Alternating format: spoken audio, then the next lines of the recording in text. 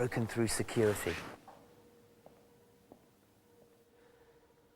Now, if I got caught in here on my own, I'd be taken away by BMW police and probably put in a BMW jail. But thankfully, I'm joined by BMW's chief designer, Chris Bangle. Chris, good to see you. Jonas, you're in BMW jail now. I know, crikey, I can't believe I've been allowed in here. So listen, the M3 concept at Geneva, the CS at Shanghai, and you've got something under these blue robes that's equally, if not more exciting. This is our baby we've been working on a long time. Yeah. That takes us into a new field.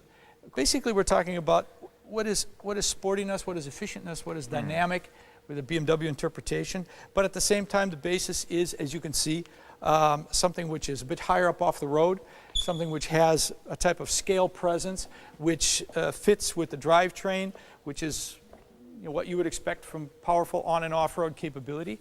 And at the same time, as you can tell by the silhouette, it's all about a type of a coupe elegance. What happens when we give it a coupe silhouette? We put you in the car, you sit a little bit lower, your legs a little bit higher, but that's just enough to feel that much better in the car, that much sportier. I'm guessing, though, for a sports car, for a fast car, there's a high point of gravity here, which is obvious to see. Does that mean it's not so fast going around a bend? No.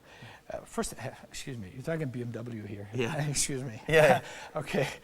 To begin with... That was a rhetorical question. Yeah, I'm glad you added that. To begin with, when BMW set out to redefine four-wheel driveness, the first thing they did was they lowered the center of gravity. Don't forget, the X5 was the first vehicle that took the whole engine and drivetrain and dropped it down. Before then, an off-road vehicle, you could see all the way underneath it. Remember, you could see the pumpkins from the rear axle. You could see everything underneath it. BMW took that whole drivetrain, dropped it down as low as it could get and still get the ground clearance. But then, because of that, they needed the high seating position because you have to command the road. They brought the driver back up again. Here, we're saying, okay, let's take the best from this sports activity world and let's give it that coupe seating position, coupe window frame feel, coupe silhouette, and suddenly we're in a completely different type of sensation when you drive it. That's what's new about this. It's the sensation when you're inside. I might have noticed that it seems quite spacious inside. I mean, if you think about a coupe, for example, I mean, people complain about the interior and space, don't they? They say that they're a bit cramped. I don't think this is going to be a problem here, is it? The whole idea of sports activity vehicles was not about being cramped. They're large vehicles as well. But the efficient dynamics about it is making sure you don't waste any space, making sure you don't add weight if you don't need weight. I mean, after all, the BMW commitment is about efficiency and dynamics together. And therefore, when it comes to having space inside, we're not about to take it away from the people. You know, we want to make sure that they feel comfortable. When do you think you might be unveiling this? These will be unveiled at the IAA in Frankfurt in September. So we are just some days away from that. That'll be our first look. When will we be able to get hold of one for ourselves? Not a whole lot longer after that. Not a whole lot longer. In the new year? Well, I think that's fair to say that a good concept realizes itself in as short amount of time as possible. So we'll see how quickly we can bring these to market. And who's the car for? This is my last question. Who's going to be? Who's it aimed at? Who's going to want it? I'm sure everyone's going to want it, but who's it aimed at? Well, BMW is really famous for dynamic sporting vehicles.